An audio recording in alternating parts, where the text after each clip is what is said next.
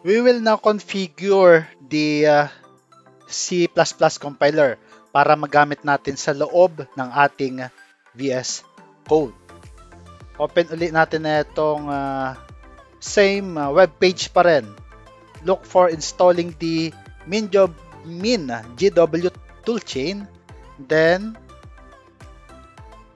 let's copy the C : slash up to bin.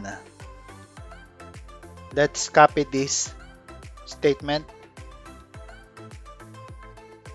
Okay, let's minimize our Chrome.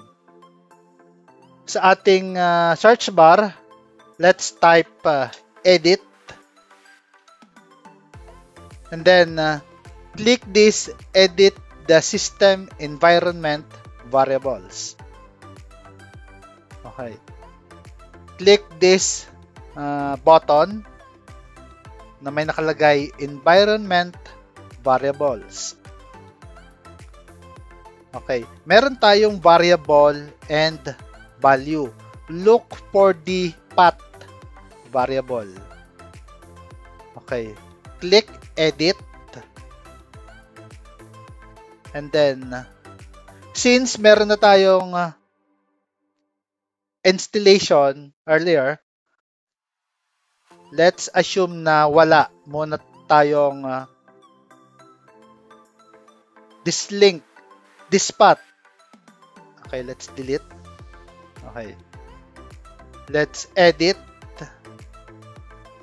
Or let's new. Click new. Type. Paste pala yung ating kinapi sa ating Chrome.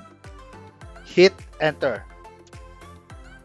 And there you go. We have finally configured our C++ compiler na kailangan natin ma-run sa loob ng ating VS Code. Click OK. OK. And OK. And we are done.